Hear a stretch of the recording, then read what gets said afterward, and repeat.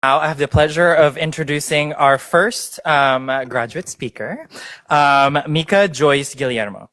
Micah is a graduating senior at Simmons University, majoring in political science, pre-law, and communications journalism, with minors in public health and public policy. She is an international student from Gonzaga, Cagayan, Philippines. At Simmons, she has worked as a Simmons academic mentor, admissions fellow, honors peer mentor, and student librarian at Beatley Library.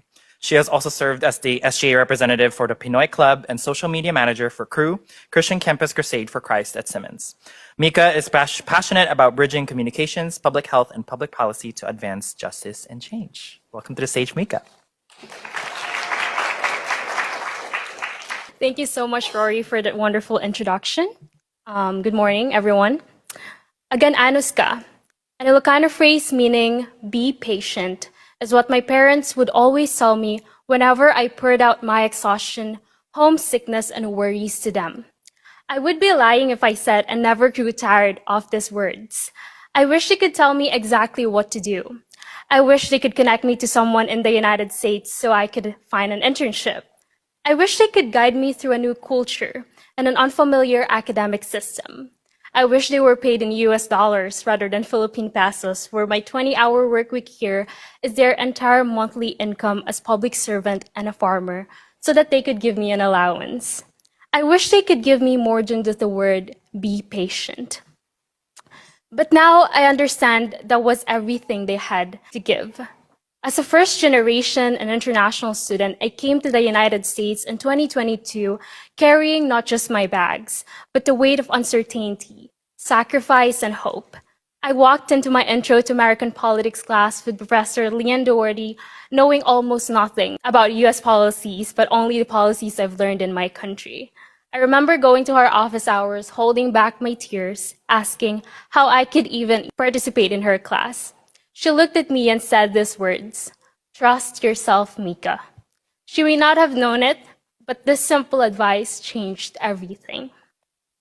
At that moment, I realized that being first generation means building a path without a blueprint. It means learning how to ask questions no one in your family has ever had to ask. Although I didn't have a guide, I sought one in every mentor, every office, and every opportunity Simmons had to offer. I even found a Filipino friend, Justine, who always reminded me of home, and a major advisor, Professor Erica Mora, who believed in my potential as a writer. And somewhere along the way, I found not just connections or community at Simmons, I found a family.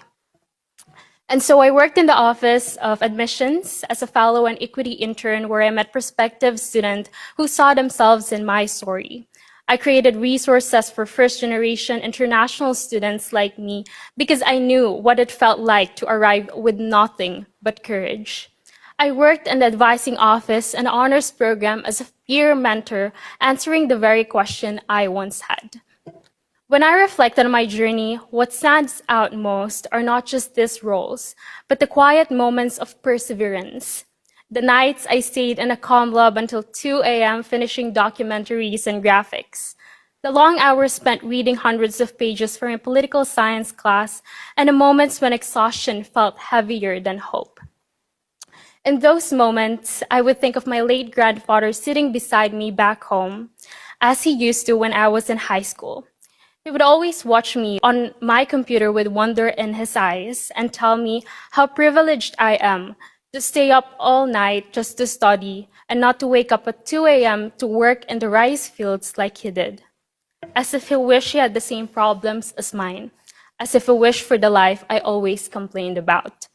And in those moments, every wish I had for what my family could give me began to change.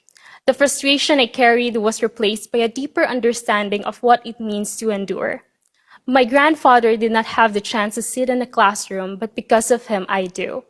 My parents, who have never even set foot in the United States, may not know how to guide me through this system, but they taught me something even greater: resilience. That is what agan-anos ka truly means. It is not just about patience, it is survival. It is about having strength in the face of limitations. It is a quiet, relentless belief that even when opportunities are scarce, hope is not. My parents have lived these words their entire lives, living in a country where education is often a privilege, not a right.